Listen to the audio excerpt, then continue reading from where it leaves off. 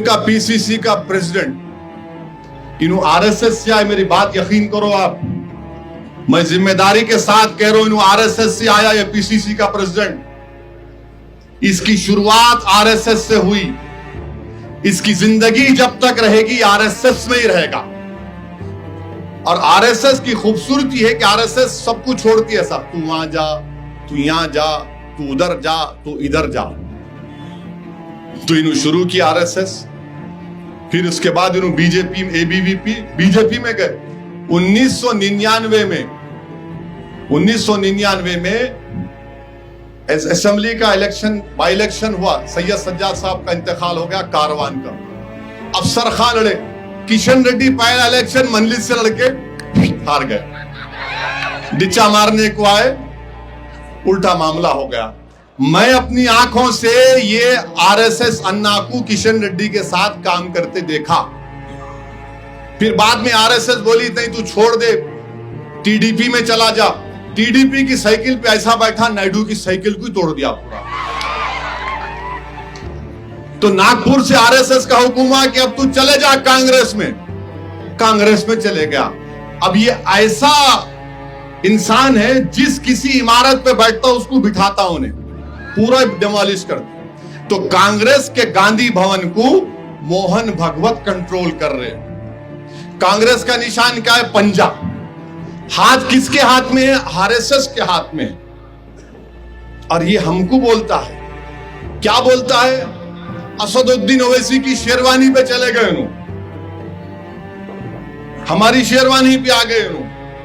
तो मैं आपको एक बात याद दिलाना चाह रहा हूं, हिटलर के जमाने में 60 लाख यहूदियों को कत्ल किया हिटलर।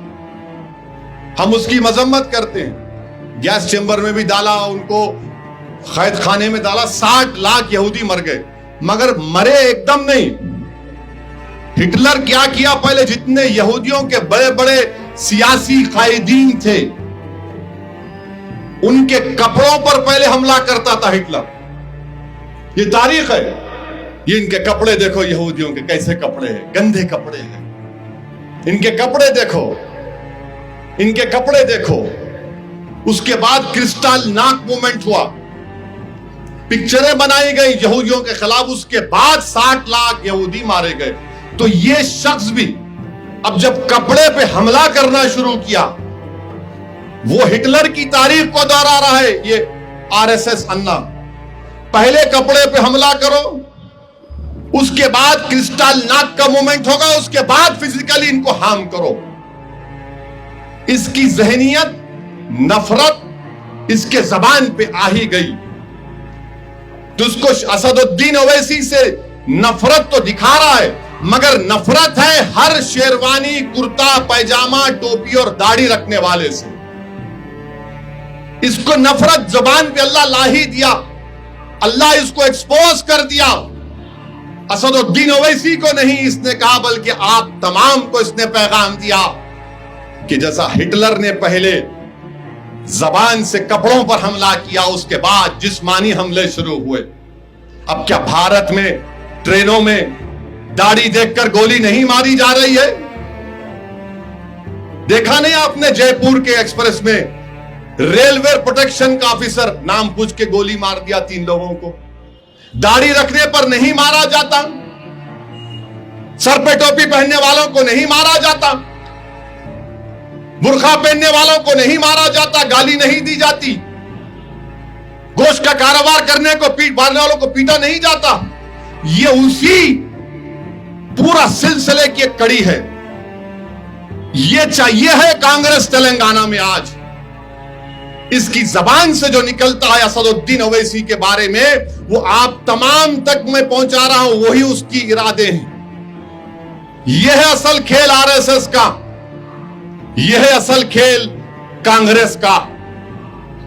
आप अंदाजा लगा लो, मेरी बात का यकीन करो आप खुदा के लिए, इसके दिल में नफरत भरी हुई है, इसीलिए ये इस तरह की वाहियात बातें करता है। और शेरवानी पे जब तुम आ गए, आरएसएस अन्ना, शेरवानी का दूसरा नाम परेशानी भी है।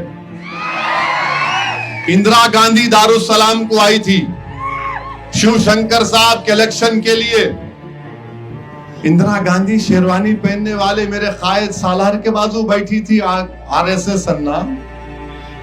अच्छा, इन्हें खुद, ये कांग्रेस का सदर खुद जब बल्दिया के इलेक्शन हैदराबाद में हो रहे थे, इसका वीडियो है, हजरत गूगल पे जाओ, आप यूट्यूब पे जाओ, असद भाई हमको छोड़ दो, जहां आप लड़ रहे वहां वोट ले लो, जहां आप नहीं हमको वोट दो। जब तेरे को याद नहीं आई शेरवानी, आपको जब याद नहीं आया, मेरे भाई ये इनका मसला है, एहतियात करिए इन लोगों से। अभी इख्तिदार में नहीं है तो ये काम कर रहे हैं, इनकी जबान इनके नापाक अज़ाइम को बयान कर रही है, इनकी जबान, इनकी सोच आपको बोल रही है कि ये मुस्तकबिल में हमको परेशान और तबाह और बर्बाद भी कर सकते हैं।